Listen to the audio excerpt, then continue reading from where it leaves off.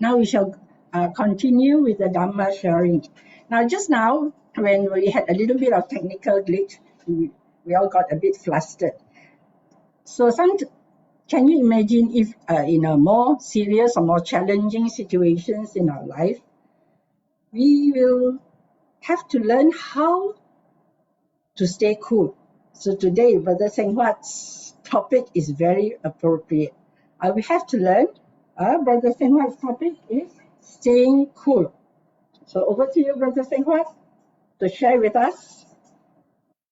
Good morning.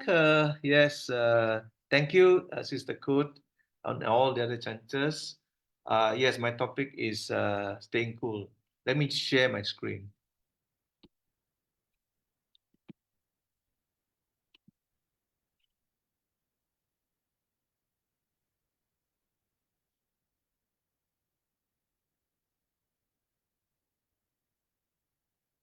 Okay, before I start my sharing, let's pay homage to the Buddha.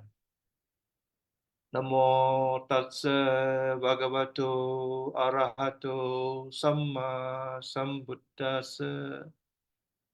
Namo Tassa Bhagavato Arahato Samma Sambuddhassa.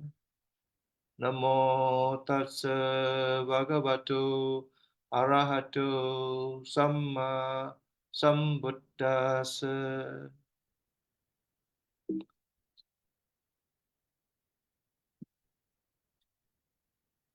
Okay, good morning, brothers and sisters. My topic of sharing today is staying cool. Just a recap, in my last sharing, I did mention about how imperfect our life is and the kind of challenges that we face in our day-to-day life, and how do we actually balance that imperfect life. All right. So today I'm going to share with you on staying cool. I also mentioned about 8 worldly conditions. These are 8 worldly conditions that no one, irrespective of religion, race, wherever you are, these are the 8 worldly conditions that one cannot escape. We have to face it whether we like it or not. Now, in our daily challenges, I think all of us are very familiar with the first picture, which is the traffic jam. That is a common situation in Kuala Lumpur, I think in major city as well.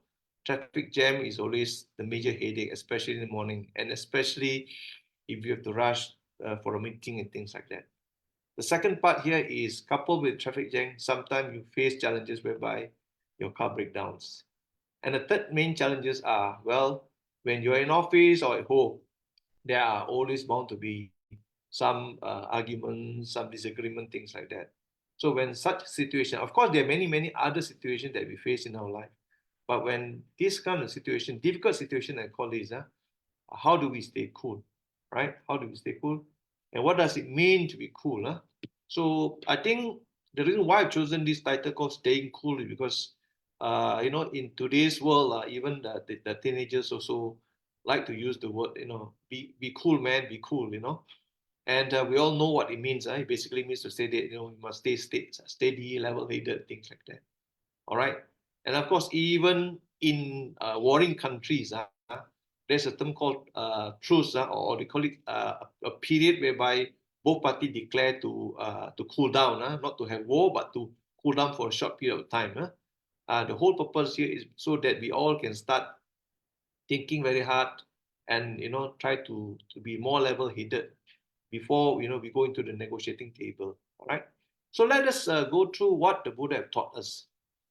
In the last sharing, I did mention about this Lokavipatti Sutta, and I think this sutta is very important. Though the previous session sharing, I talked to you about the imperfect life, but we are still going through the imperfect life.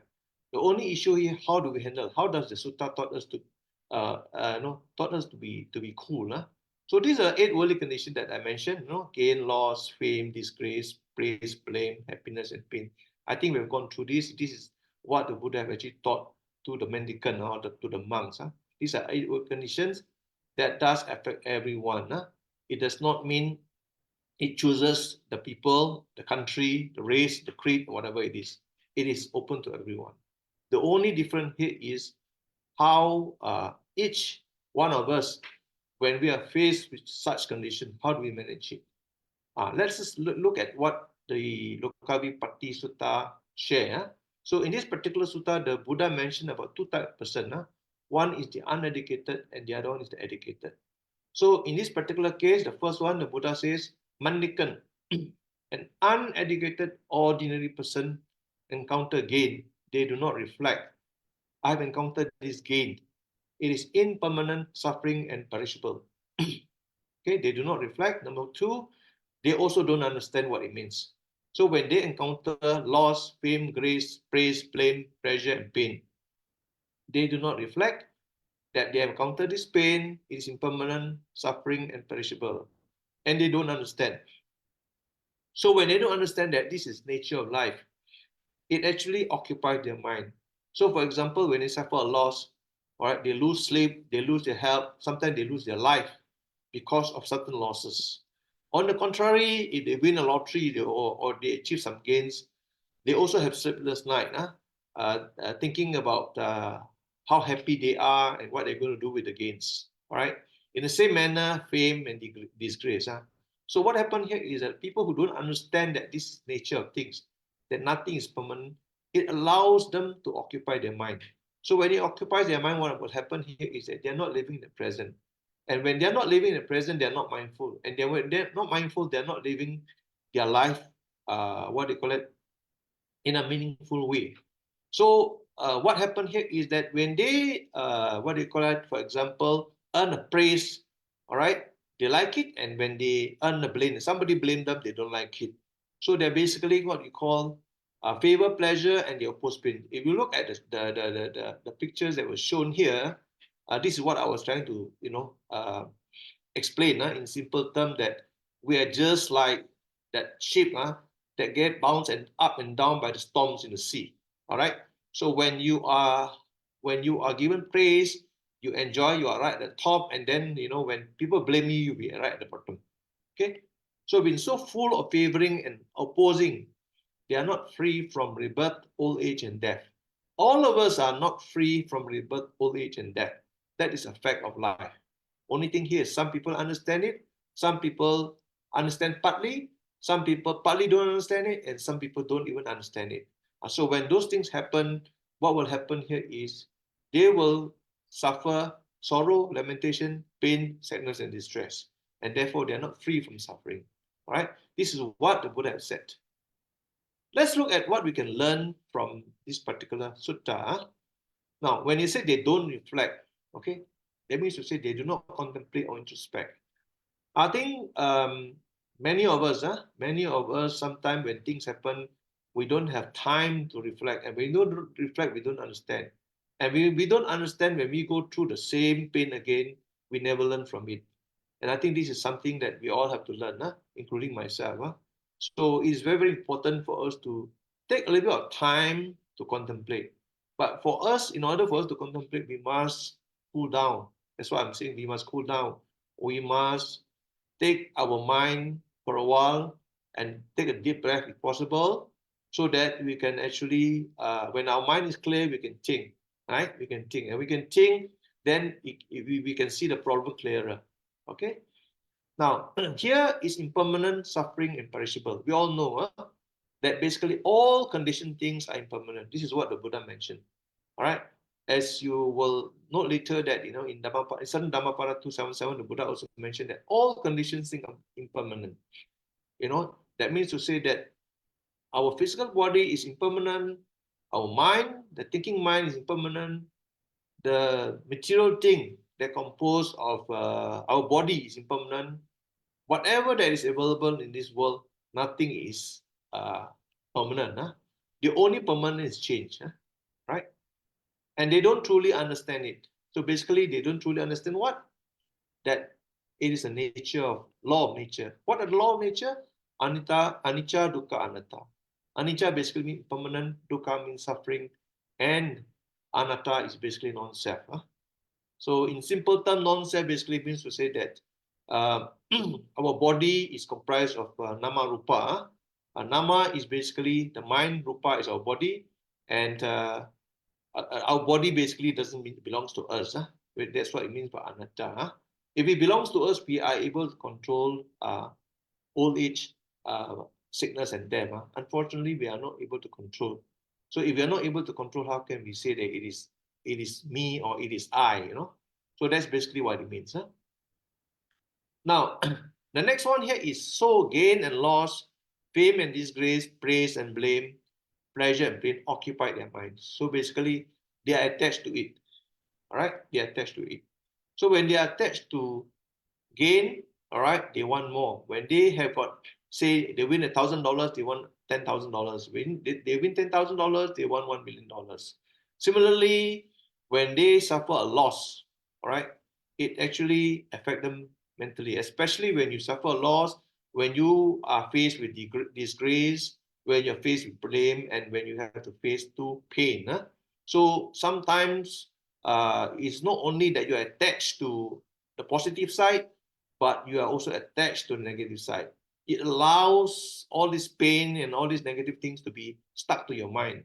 And as we can see that when somebody has gone through this level of suffering, they are so attached to their mind that they start thinking about it. And in some extreme cases, people take their own life because they have no way out because of the attachment.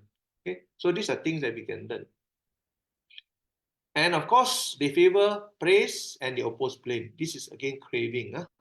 So whether you whether you are in a positive situation or negative situation, we tend to crave. So crave basically means to say you want. So for example, if you win something, you want more. If you lose something, you hope that pain will disappear. So the more you hope, the more you crave. And the more you crave, the more it sticks to you. All right.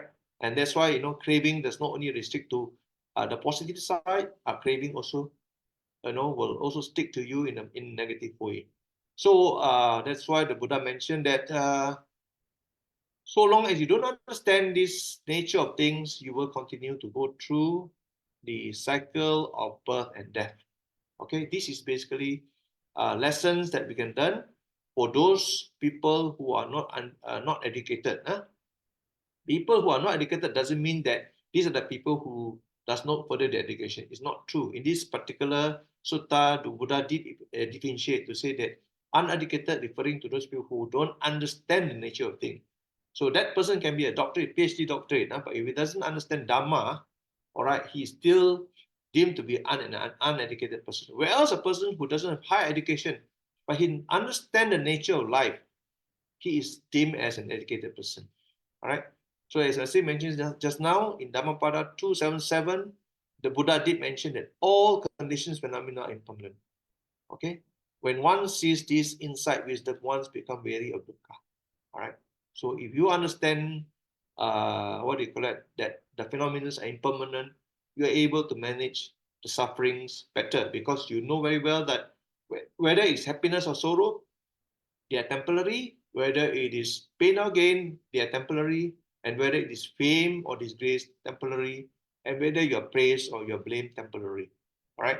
So if you can balance these two between grace and praise and blame, loss and gain, all right, and you remain level-headed, you don't get to go into a situation of the extremes, too happy and too sad. So you're able to basically manage your worldly condition in much better conditions. Let's look at the educated noble disciples. Here, the Buddha mentioned that when they encounter the eight worldly condition, they reflect. I've encountered this gain. It is impermanent, suffering, and perishable. He knows that if I encounter this gain, it is only temporary. The next experience that I will gain or I will experience here is going to be lost. Nobody can continue to enjoy gain all the while. All right? And they truly understand it. So when they encounter all the eight worldly conditions, all right, they know that this is impermanent. Okay? And when that happens, it doesn't affect them at all. They know that in one moment when they experience fame, they may one day experience disgrace. Similarly, if they are praised today, they may be blamed someday. And if they are enjoying pleasure now, the next experience they're going to enjoy, or rather experience, is pain. So they do not allow, such eight worldly conditions to affect them, and therefore they do not favor gain or oppose loss. All right. And having given up favoring and opposing, they are free from rebirth, old age, and death, from sorrow. All right. So again, here, if you look at the picture now tell you a different situation whereby you have a big super container, all right, ship that goes to the sea. All right. Even though if there are waves, the container is just like a solid rock that is not affected by the waves of the sea. All right. So because they understand that they're able to stay cool, they're able to manage the worldly conditions. All right. And when such thing happen, basically they are free from rebirth. Oh, yeah. Of course, here when you talk about free from rebirth, old age, and death, basically means to say that if they have developed themselves so well that there's no more rebirth. But I'm not saying that by doing this sutta, all right, you will be free from rebirth, old age, and death. Because there are many other factors that one needs to practice in order to be free from rebirth, old age, and death. But for the time being, if you are able to understand this particular sutta, it will help you to live a more balanced life. At least in this lifetime, you are not affected. You can remain what we call cool. All right, you remain level-headed. You know that this is the nature of things. So when bad things happens to you, you're able to stay cool. All right. Now, what lesson can we learn from this sutta? Again, here, a repeat. All conditioned things are impermanent. They will lead to suffering. Whether you gain or whether you lost, both are temporary. All right. So, for example, happiness. People say that we all want to be happy. But sometimes being happy, there's also a comparison. How happy you are. You want to be little happy, more happy, much, much more happy, or the happiest. Again, that's also another issue. So nobody is satisfied, even though if you are in a situation where it is a favorable situation to you. So this will lead to suffering. And because they are not permanent, all right, they will not permanent, happiness will also become sorrow. Praise become blame, fame become disgrace, and things like that. All right.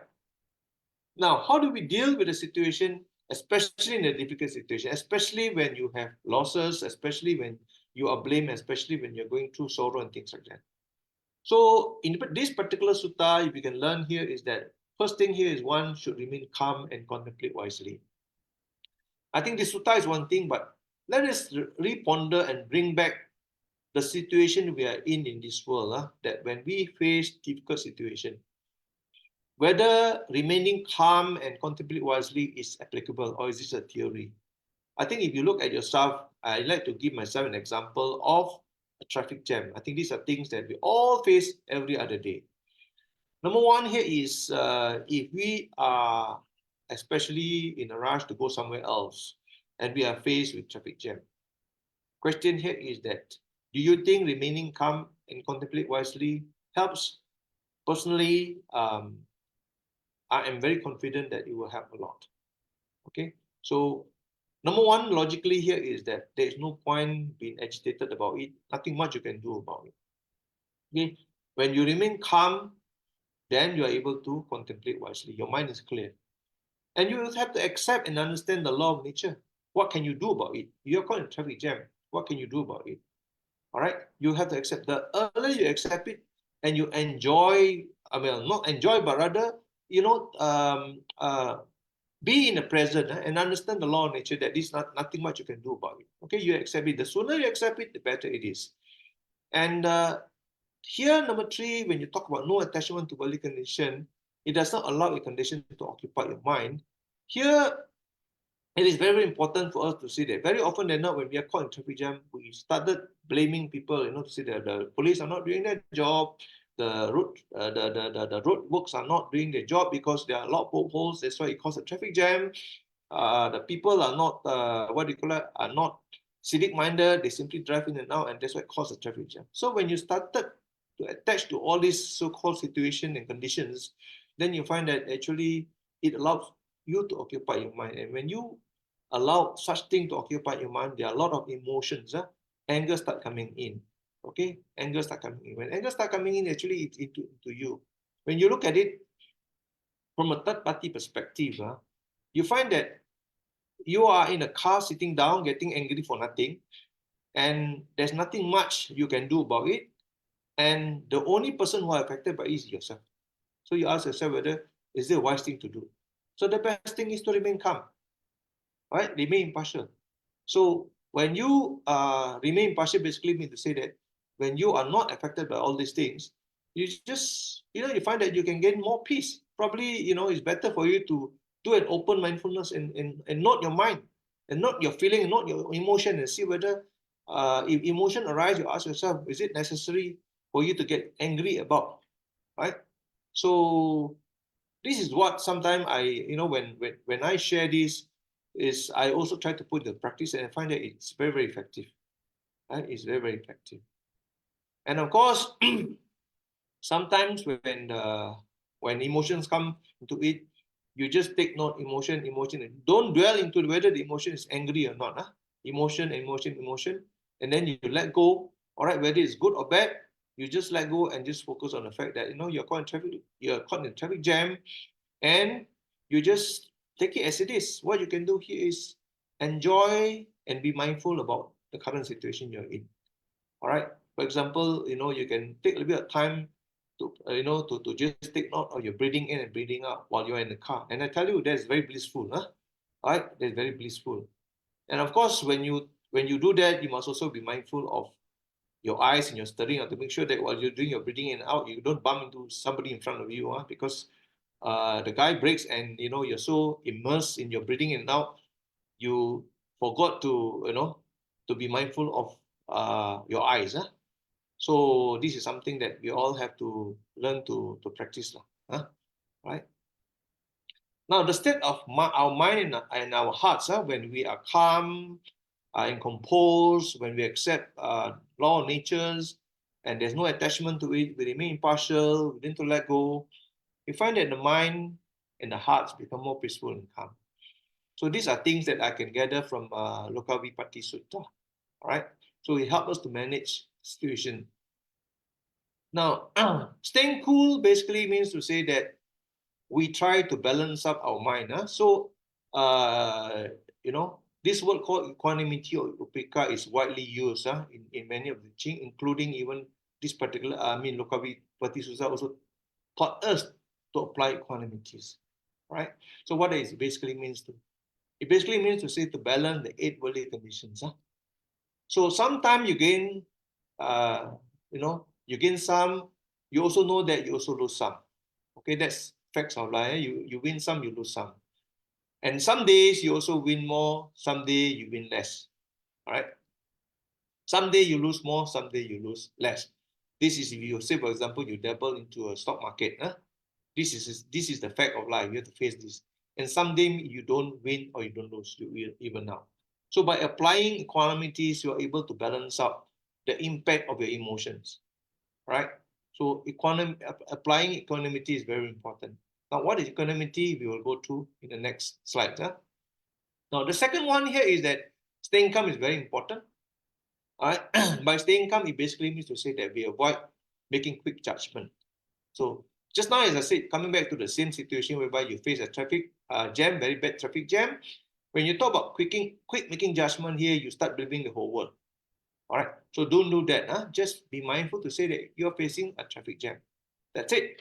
Don't dwell into what caused the traffic jam. The moment you dwell into what caused the traffic jam, you find that you become the judge. You start blaming the whole world. All right. So that's basically what we mean by avoiding quick judgment. So when you stay calm, you should try to avoid making any quick judgment and be in the present. Again, here, as I said, be in the present basically means to say be mindful. All right. I mean, being mindful of being in presence is very, very important. It allows us to know what we are doing, whether it is our thoughts, our actions, or speech. All right. So be in the present, basically, to say that we mentally tell ourselves that we are caught in a very bad traffic jam. What we need to do here is we need to just be mindful, focus on what we are doing. right?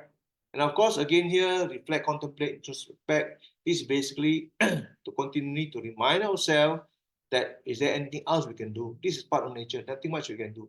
Whether it is in a traffic jam, whether you're facing a difficult person, whether you're facing a difficult boss, whether you are facing in other challenging situations, it is always good to reflect. Sometimes you yourself is the cause of it. Then if you make a mistake yourself, then you need to reflect, contemplate, introspect, and try to improve. So, for example, you lose your cool for that moment of time. When you realize that you lose your cool, you must quickly introspect and see whether is it worth losing your cool over. All right. I mean, we are not perfect human beings, but equanimity is one quality in which we have to continue to remind ourselves to apply. And before we can apply that, we must be calm. All right. That's basically the sutta basically taught us how to face our daily challenges and the worldly challenges, the 8 worldly conditions. All right. Now, in Brahma Vihara Sutta, all right, this is another sutta that talks about equanimity, or it talks about the state of mind. I think the Buddha, teaching taught a lot about how we manage our mind, how we manage our emotion, how we manage our hearts. And in Brahma Vihara Sutta, Anguttara Nikaya 10.208, the Buddha taught about the 4 states of mind. Right? Now, we must bear in mind that these states of mind are different from emotions. All right, states of mind are basically more objective. So there are 4 types: loving kindness, compassion, sympathetic joy, and equanimity. In this particular sutta, the Buddha taught about these are the 4 states of mind that we should have when we are doing our own meditation practice. There are 4 types of meditation practice. One is loving kindness. We all know that loving kindness is when we shower our kindness to all living beings in all directions. All right, and basically it's supposed to be a living kindness that we give to every living beings, right? And if you were to practice metta bhavana, it is always advised that you start loving yourself first, then to your loved ones, to the teachers, to your friends, to the people surrounding you, and to the whole in all directions and to the world. Okay, basically it is basically what do you call it, a goodwill that you spread to everyone, all living beings. Now, the second one is compassion. In this particular state of mind, the Buddha talk about compassion basically means to say that the kindness that you give to people who are suffering. So, for example, if you were to help someone who is going through difficult time, that's compassion in actions. But compassion in actions, same thing like loving kindness, it is boundless, it's immeasurable, right? But it has to be done with wisdom. Very often than not, when we do compassion, we must not forget that when we do compassion to others, we must not forget about ourselves. So besides showing compassion to others, we must also practice compassion towards ourselves. Right? Now the third one is sympathetic joy. Sympathetic joy basically means to say that we rejoice on others' success. This is also a good quality of mind, but it is difficult because it is difficult to rejoice other success because of our humans' weaknesses. We tend to have lots of jealousy, especially when we look at our competitors and our enemies being successful. It's difficult to say that I rejoice at success. And of course, the fourth one is equanimity. Again, here, when you talk about equanimity or upeka, it is a balancing act. You will see later on the role of equanimity in the other 3 states of mind. It is very, very important qualities that we need to have. That's why in a few other suttas, equanimity has always been one of the key qualities that the Buddha mentioned about. Okay, now these 4 states of mind is basically to address the normal or the common evil mental states. So, for example, we talk about loving kindness. Why we spread loving kindness? To avert or to prevent anger and aversions. All right. So, the more loving kindness we have, okay, the better it is for us. You must understand that the mind can only think or do one thing at a time. Okay, that is the nature of mind. Now, if you always have loving kindness in your mind, you find that anger will not be able to rise because your mind is fully occupied with loving kindness. Right? In the same manner, compassion. All right. The more compassion you have, the better it is because it will prevent cruelty. So compassion is to overcome cruelty, right? And as I mentioned just now, sympathetic joy. Sympathetic joy is basically to overcome jealousy, yeah, in our life. It is a difficult quality, yeah. Well, it is easy for us to have a sympathetic joy towards, for example, our own children. If they're successful, we want to rejoice their success. Or towards our friends, close friends, we are happy for them. But it's a bit more challenging if we have to, what do you call it? If we have to practice sympathetic joy towards people that we don't like the most. That's the challenging. And that is the part in which the Buddha mentioned that irrespective of whether friends or not, sympathetic joy should be spread across irrespective of people. It's not selective. It is everyone. And of course, equanimity, the last one. This one is to basically to prevent craving and attachment. And it is the most challenging qualities that we need to practice. That's why equanimity is not easy. But if you can practice that, then you find that equanimity is actually a quality in which one becomes level-headed, one remains calm, and one is detached, right, from what do you call it? From the negative qualities that we have, right? So that's basically Brahma Vihara, the 4 states of mind. So we are going into deeper from managing the day-to-day life in our 8 worldly condition to the 4 Brahma Viharas. Why Brahma Viharas? Because Viharas referring to an abode. Sometimes we call it a divine abode.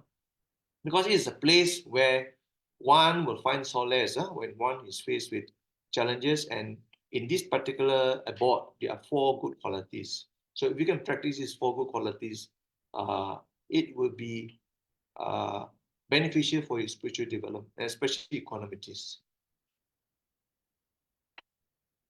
Now, equanimities come from 2 Latin words, aquas, which is even or level, and animos, which is the mind or spirit.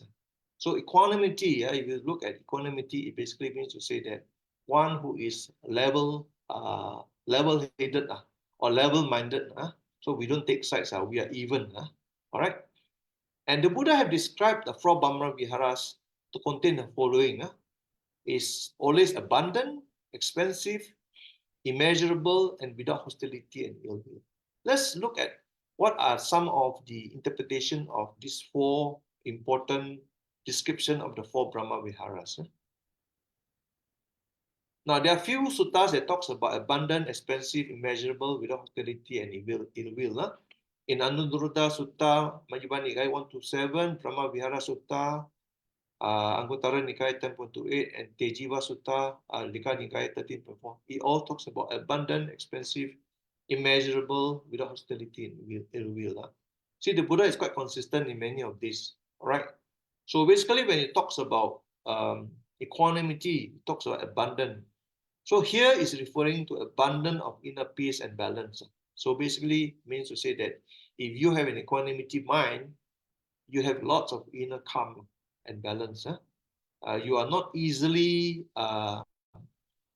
excitable with good things, and you are not easily overcome by deep emotions when you are faced with challenges. But equanimity is very, very important because every day we face many ups and downs. And if one who is equanimous or one is able to stay cool, so to speak, then you find that you're able to take in a lot of nonsense, so to speak, a lot of ups and downs in the world. So it gives a similar, like, there's a deep reservoir. Deep reservoir basically means to say that, reservoir is a place where you keep lots and lots of water. So if you are equanimous, you have oceans of tranquilities. You're undisturbed by whatever external circumstances. All right. And you are also not limited by personal preferences. You're not biased against particular persons. All right. So you are equanimous to everyone. All right. And when we talk about expensive, here we're talking about all directions and everywhere. Immeasurable goes beyond boundaries. It's not only limited to, for example, the people that you know, but everyone. It does not discriminate based on preference or attachment, and is impartial and encompasses all beings. Here, when the Buddha talks about these qualities, he's talking about one who actually practice, right, to go beyond normal human qualities. So, but again here, it is a quality in which we can develop given time. Okay, so equanimity is a quality.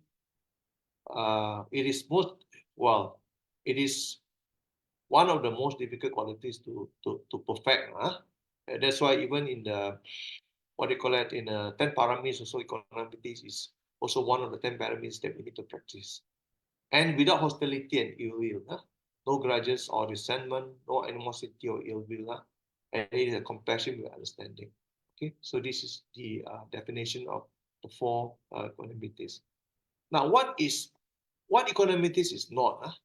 Okay, a lot of time people say that when you remain cool, mean to say you are indifferent or apathy.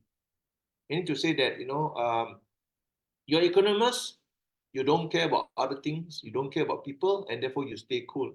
Whatever happened in the world, it doesn't bother you, it doesn't matter. Whatever happens to your neighbor, whatever happens to your friend, you just couldn't be bothered, you still remain cool. I think that's not what it means here. It also doesn't mean that you put a cold distance to the situation, especially to your loved one. I mean, if they are faced with challenges in life, you say, let me stay cool, let me stay equanimous by not being affected. Okay?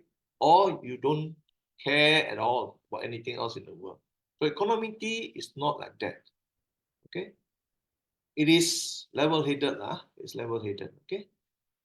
And again here, a quick one, when you practice equanimity, you don't be quick to judge.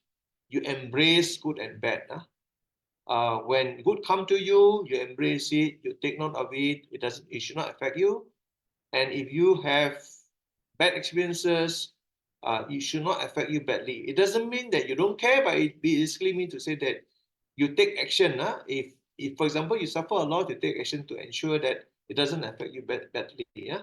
All right, and you learn from it basically. All right, you learn to accept that nothing is permanent, and you stay calm. I think that's basically what equanimity should be. It's easier said than done, but we have to understand what equanimity means, and we can then start practicing. Now, the role of equanimity in the 4 Brahma Viharas. I did mention just now that equanimity is the last of the 4 Brahma Viharas. So, what are the role of equanimity in the 4 Brahma Viharas? Number 1, with regards to loving kindness. Equanimity helps, or rather prevent loving kindness from becoming attachment. All right. So when you practice loving kindness, very often they're not, if you're not careful, you become attached to a particular person, to a particular group of people. All right. And that's why equanimity comes into the picture. It does not allow you to, it helps you to prevent yourself from being attached.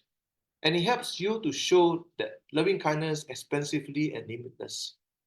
All right. Equanimity helps you to do that. It helps you to rationalize the quality of love without personal attachment. Okay. Now, on compassion, it helps to balance compassion with courage, especially when seeing suffering of others. All right.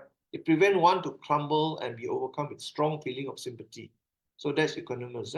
So when you see somebody suffers, you know very well that, if you can help, you help. Okay. Right. And there's certain situations in which you cannot help, but you can do something about it. You can do something about it, but it should not allow you to, what do you call it, to put yourself in the position of sympathy. For example, we all know that today there are wars that's happening between two warring factions, the Hamas and the Jewish and things like that. Now, there's nothing much we can do, all right? But what we can do here is we can only wish them to have less suffering, all right? And hope that, they will not be able to face any suffering. All right, that's what you can do. Okay, and discussing about it, getting emotionally charged over it, won't help anything. Okay, in fact, actually, it will actually be more detrimental to your own well-being. All right. And also, when you want to exercise compassion, okay, you must also exercise compassion with wisdom. Okay, that's why the third one, relieve others of suffering with wisdom. You can show compassion, but it must be done with wisdom. Otherwise, you are doing an injustice to yourself. Okay, I give you an example of people that I know who go all the way out to so-called help their own relative. At the end, they themselves land themselves into trouble because they start borrowing money from along to help pay the debt of their relatives.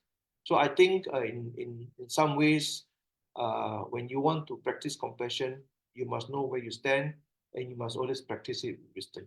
All right. Now, when you got to sympathetic joy, equanimity with wisdom help to broaden our sympathetic joys. And we shows our sympathetic joys to all group of people, not to limited group of people. No? And sincere rejoicing of others' success and happiness. So when you have equanimity, basically, it helps you to balance up the other three Brahma Viharas. Okay. Now, there's some example which was shown by the Buddha on a practice of equanimity. Yeah? So there was this particular sutta that I wanted to share with you. There was this, they call it, what do you call it? Akusa Sutta. In this particular sutta, there was a Brahmin who actually insulted the Buddha. He was very angry with the Buddha because the Buddha managed to convince one of his clan members to go from home to homeless. Right? And he insulted the Buddha, right? So, of course, the Buddha then calmly listened to him, and the Buddha then gave a very good simile. Yeah? The Buddha then said that, ask this particular Brahmin, Akosaka, that whether he do receive guests from time to time to his house, and Akosaka replied yes. And then Buddha mentioned that, do you offer them food when they are not there, when they are in the house? And Akosaka said, yes, I do offer them food, of different types, including desserts, And then the Buddha mentioned that what happened if the people that you offer food did not accept the food? Who does the food belong to? And Akosaka replied that the food belonged to him. And that's where the Buddha came back, replying in a very nice way to say that if I did not receive the insult, then it belongs to the Brahmin. So, of course, in this particular case, Akosaka, who's a Brahmin, realized his mistake, right? He realized his mistake. And eventually he becomes a follower of the Buddha. Here the Buddha mentioned that when one is angry, right, where is anger for one freed from anger, who is subdued and live perfectly equanimous, who truly knowing is wholly freed, supremely tranquil, and equipoise. So the Buddha actually mentioned that, when you are able to be tranquil, anger is not overcome by anger.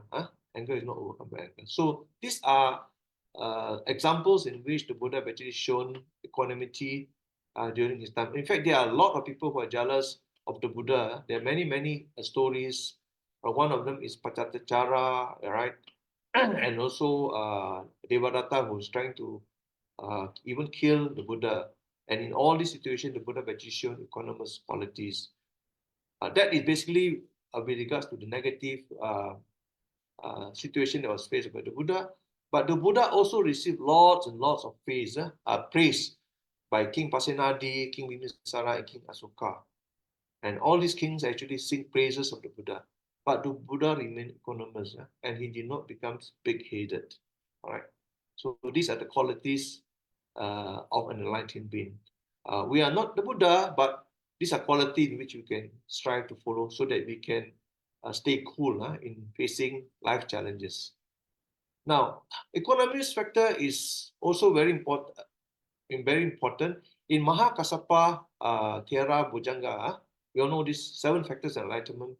Equanimity is one of the factors that has to be developed in order for us to attain enlightenment. All right. And you notice that equanimity is put last because it is the most difficult quality to be attained in for one who are practicing to be enlightened. All right. So whether you are living your life in your day-to-day life, or whether you are trying to start off spiritual development to build your minds under the Brahma Vihara, or you are trying to strive to attain enlightenment, equanimity is a quality, is a level-headed quality in which one should have in order one to attain enlightenment. All right. So those are basically the qualities in which the Buddha have taught us. Now, how do I try to stay cool? So again, here I did mention about facing back traffic jam because, well, I used to lose my cool when I had to face bad traffic jam. I mean, those days when, especially in Kuala Lumpur. So I try to practice equanimity. I try to stay cool. So the first thing here is we have to remain calm and composed. Okay, take a deep breath if need be, and remind yourself that whatever you practice, whatever you learn in the Dhamma. Like what the Buddha mentioned, pariyati patipati pativeda. So when you learn, you have knowledge about the Buddha's teaching, you must put into practice. All right, you must put into practice. And when you put into practice, then you gain positive experience. So in the same manner here, the Buddha mentioned, remain calm and composed. And that is what I will always try to strive to be. First of all, I think we have to remain calm and composed. All right, and note and accept the situation. Let's see that the car is not moving. There's nothing much you can do about it. Even though you shout, even though you bang on the dashboard, you bang on the steering wheel, nothing will change. All right. So the only best way here is to not accept the situation. The sooner you can note and accept the situation, the better it is. And stay in the present. Basically means to say that you just take note that you are in a car driving, all right, and avoid emotions coming into your mind. For example, you started blaming the policeman, blame the driver, blame the road, blame the traffic, blame the whole world, right? Right? And that will not help. Okay? And of course, when you talk about practicing open mindfulness, you say you're mindful of your eyes, your nose, your ears, your senses and your emotions. So when you are mindful of that, then you find that will help you to stay cool. That will help you to stay composed. And you find that, yes, traffic jam can be stressful, but it will definitely help you to stay cool. All right.